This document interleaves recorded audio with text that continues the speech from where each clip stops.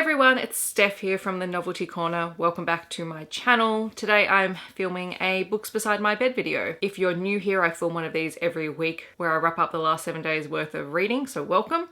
And if you're very familiar with the series, welcome back. This was my reading week from the 22nd until the 28th of November. I was sort of doing my Read Digital challenge with varied success. I read a total of 7 books, 3 of which were review copy picture books, and a total of 1,014 pages. My yearly reading total is up to 372 books, which I'm super pleased with. I'm on track to at least read more books than I read last year, which I think was 385, so I'm doing well. It has been a rather stressful week though, so reading was not my top priority.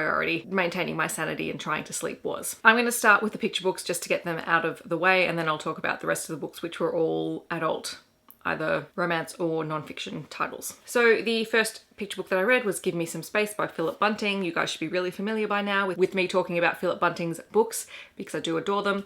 This is his newest release. It is also the story that is going to be the picture book for the National Simultaneous Storytime here in Australia next year, which is a book that is chosen that everyone reads on the same day at the same time in schools and kinders and libraries. This is all about a young girl called Una who loves space, who dreams about going into space as an astronaut because she wants to find life in outer space. And it's absolutely gorgeous and fun, full of little facts, but also full of realization and wonder for Earth. So this is a 2020 release that I gave 4 out of 5 stars from Scholastic, and thank you to Scholastic for sending me the review copy. The next 2 books are also from Scholastic. They're not new books, they are anniversary editions of books, and I actually wasn't expecting to get both of these books, so I was super pleased when they turned up. The first one is Shoes from Grandpa by Mem Fox. Mem Fox is a very famous Australian author. I think this was originally published in 1989. It's like a 4.5 star read for me.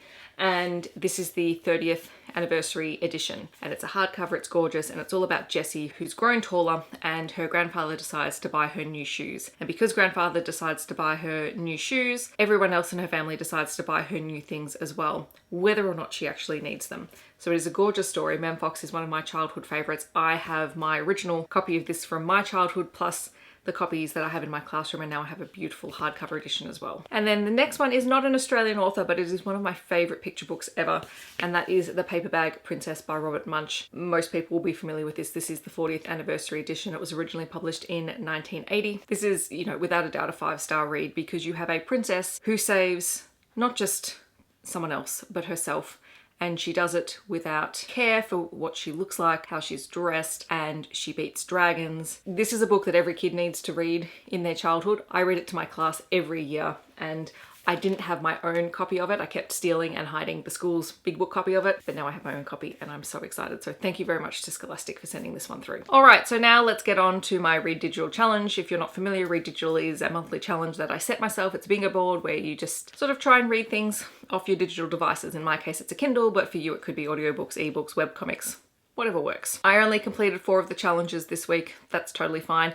I may not do one in December because I have a feeling it's just going to get even more crazy than it already is. But the first book that I read was Roger Ascham and the Dead Queen's Command by Matthew Reilly. This is a short story that takes place after his book The Tournament, which is his only historical thrillerish type book. This short was published this year, I believe. I gave it 4 out of 5 stars, and I read it for the prompt to read the shortest book on your Kindle, so I had a couple of shorts, and this one was one of the shortest ones, I think. Roger Ascham was the tutor for Queen Elizabeth before she became Queen Elizabeth. In this story, we see Roger being recalled by Elizabeth, who has just been crowned queen, and there has been a threat made on her life, and she enlists Roger's help in order to stop her own assassination. That's pretty much the story. It was just fun, entertaining, and it didn't take long to read at all. The next book I read was Scandalous Passions by Nicola Davidson. This is a 2020 release that I gave 3.5 out of 5 stars. I read it for the challenge to read the most recently acquired book. I'd acquired this book because I'd read Nicola Davidson's short in Duke I'd Like to F, and I thought I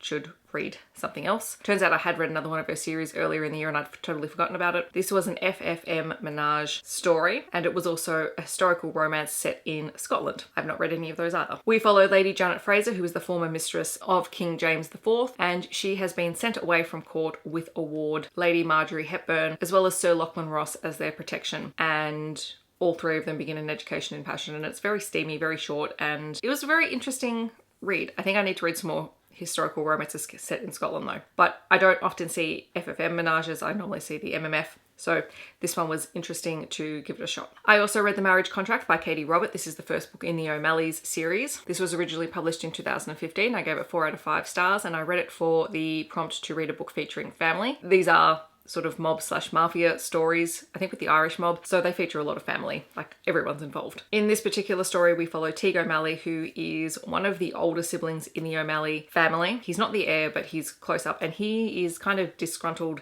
and disillusioned with what his family does. And he becomes engaged via an arranged marriage to Callista Sheridan, who is the heir to a rival Irish family. And the reason that they end up becoming engaged to be married is because Callista was in an arranged engagement to another person from a third family, only he turns up dead. And we find out at the start who is responsible for that. And I won't say it here because spoilers, but it has serious implications for the story. And the whole book is around creating alliances between these families and also the relationship between Teague and Callista. It was entertaining. I was not sure how I would feel about it. I don't tend to read mob/mafia stories. This one wasn't too bad, and I'd be interested in continuing because I did really quite like the rest of the O'Malley siblings. So maybe at some point I will continue. And then the final book that I read this week was Women in Leadership, Real Lives, Real Lessons, written by Julia Gillard and Ngozi Okonjo-Iweala, I think. This was a 2020 release. I got a review copy from NetGalley, although it's been out here in Australia for a while. I gave it 4 out of 5 stars. It is a non-fiction title exploring women in leadership roles, particularly in politics. And I read it for the prompt to read a book I was thankful for because I do quite enjoy reading about explorations on women and leadership roles and how they're treated or how they're viewed. I think that's really fascinating, and this was a really interesting read, but it is quite, I don't want to say heavy is the wrong word for it, but it was quite technical, and there are a lot of research-based stuff in it, and that slowed my reading down. Not my enjoyment, just slowed the reading process down. So in this book, Julia and Ngozi have interviewed a series of female political leaders, whether they be presidents or prime ministers or just in charge of very prominent banking organizations or financial organizations, and looked at the common trends that came out through their interviews, and then they pose a couple of hypotheticals and explore how the answers either support or disprove those. So the people that they interviewed included Jacinda Ardern, Hillary Clinton, Ellen Johnson Sirleaf, Theresa May, Michelle Bachelet, Joyce Banda, Erna Solberg, and Christine Lagarde. It was a really fascinating read because you also have both Julia and Ngozi's experiences as well interspersed into the discussion. And obviously I know quite a bit about what happened to Julia Gillard here in Australia as a political leader, and it was really great to then also learn about all these other women who have been in power as well. So those are the books that I read in the last 7 days. In the comments below, let me know if you have read any of these books or if you're planning to read them in the future. I'd love to discuss them with you in the comments. I hope that wherever you are in the world, you are staying safe and healthy, and I will see you in my next video. Thanks so much for watching. Bye guys.